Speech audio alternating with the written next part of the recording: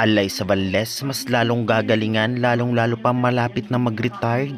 Sauce Coffee, pinaghandaan daw ang import ng Creamline at kahit si Alaysa, wag dadaan ang bola sa kanila. Gemma Galanza, makapaglalaro na nga ba? Tots Carlos, humina daw. Mas okay pa daw si Michelle Gumabaw ipasok sa first six. Villarete, first six bilang setter ng Creamline kaysa kay Negrito. Minor, Gonzaga, Gagate, laban sa Creamline. Sila ang ipapasok mga veterans player para maipanalo ang laro. Si Balyos handa na daw bumawi. Import ng Sauce Coffee versus import ng Creamline, magbabakbakan. At syempre, prediction kung anong team mananalo sa dalawang team na ito at schedule. At syempre, isama na natin kung saan magaganap. Kaya before that guys, please nakikiusap naman po ako. Huwag niyo naman pong kalimutan mag-like, comment, subscribe, and pa-hit the notification bell para po dito sa aking bagong channel, Philippines Volleyball TV. Please guys, road to 1,000 subscribers na tayo. Maraming salamat sa suporta.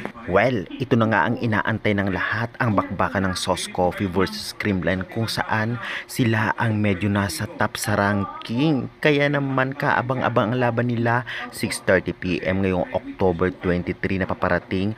At syempre, magaganap ito sa PhilOil Eco Oil Arena. Ang makakaharap lang naman ng Creamline ngayon ay ang Sauce Coffee na still undefeated. Well, hindi ito basta-basta. Kaya naman syempre paghihirapan to ng Creamline para matalo ang Sauce Coffee. Based nga sa performance sa pinakita ng dalawang team ng mga nakaraang laban. Magaling din ang import ng Sauce Coffee, maaasahan, opensa at depensa. Ganun pa man ay talagang kayang tapatan ito ni Scon ang import ng Creamline Cool Smashers. Grabe magandang bakbakan ito. Halimbawa na lamang bakbakan ni Napanaga versus Minor, Thea Gagate versus Gamit, o di naman kaya palaruin na si Bea De Leon. Well, kaabang-abang lahat yan. Maglalaro nga ba si Gemma Galanza? As of now, wala pang confirmation. Ngunit kapag talagang maayos ang kanyang kalagayan, napakalaki ng chance posible siyang ipasok. At syempre, bakbakang Alaysa Valdez versus Gonzaga kung saan mga veterans player ang magtatapat.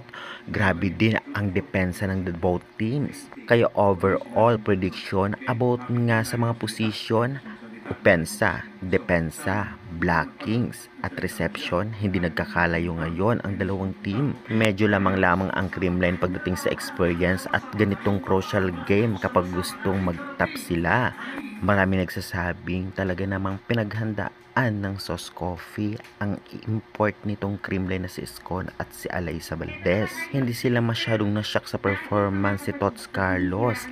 At syempre maraming nagsasabing mas okay daw si Michelle Gumabaw muna ang ipasok kaysa kay Tots. Consistent naman si Alaysa Valdez, tatiyak siya pa rin ang first choice bilang isa sa katuwang nitong si Scon bilang outside hitter. Kaabang-abang din ang performance si Balyos na alam naman natin kahit sa PLDT pa noon ay very effective siya at kahit ngayon sa Sauce Coffee. Kaya naman ngayon ay abangan na lang natin ang kanilang performance. Final prediction, for me, mukhang Creamline ito. Ngunit bilog pa rin ang bola, kagaya na lamang ng PLDT versus Signal. Natalo ng Signal ang PLDT kahit napakalakas. Kaya God bless na lamang at suportahan ang gusto niyong team.